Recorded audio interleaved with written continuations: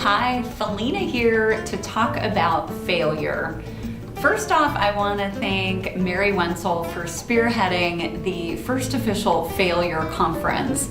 It opened up a really important dialogue, and one that I realized that I'm not sharing enough about.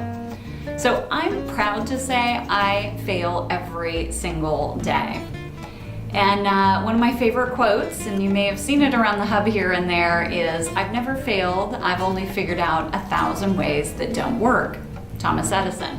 And I truly feel that. To me, failure is a good thing. And you hear this so much in kind of the lean startup model of fail fast. And it's true.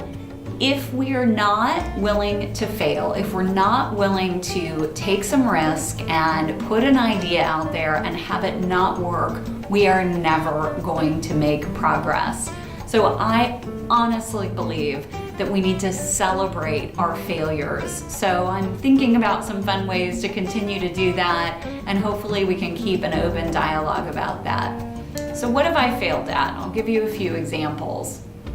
Well, number one, pretty much in high school, I was a failure in regards to grades. I was not a good student, and frankly, I was not focused on school. I'm not that kid that had the high IQ. I was the kid that had to work pretty hard for it. And I found high school to not be that challenging, so I was able to just kind of get by with the minimum. So for all accounts, not going straight to a four-year school out of high school was a failure. My grades were not good enough. My SAT score was terrible. I didn't study for it, so of course it's gonna be terrible. And so I went to a junior college and was able to, get better grades and get more focused, and ultimately did graduate and did go to a four-year school. But from some accounts, that might look like a failure. In my 20s, was in a career where I got laid off 3 times, was in kind of the high-tech marketing segment. 2 of the companies I worked for were sold and the other one folded outright. So 3 layoffs before the age of 30. Some might look at that as a failure.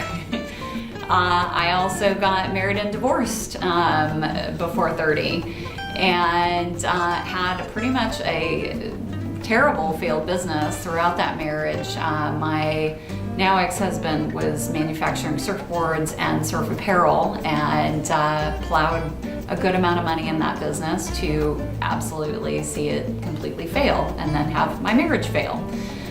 But those things don't define who I am. They give me tremendous wisdom and experience to make better decisions. And also, I'd have no regrets. Regret to me is absolutely the most pointless word on the face of the earth.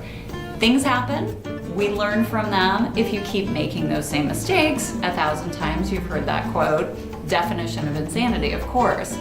But we all make mistakes. That is part of life, and that's how we learn, and that defines who we are. So even in my current business, Hera Hub, I make mistakes almost on a daily basis.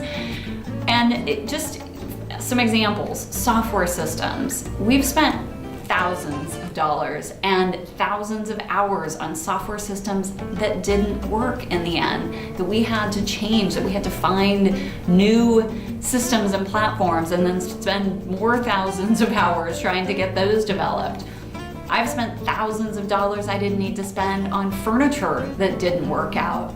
I've spent thousands and thousands of dollars on internet services, routers, and internet that has just been a complete nightmare, frankly. And, like pull my hair out kind of nightmare, and am still working on it. I mean, we failed so many times in all of these arenas, but that's part of doing business. You're gonna fail. This is just part of it. Let's not make failure a bad word. Let's make failure something that we celebrate and something that we share and something that we bring to the table every single day. It's part of doing business. So I hope that's helpful. I hope you feel like that you can be more open about your failures and sharing those failures, because again, those are what we call learning moments.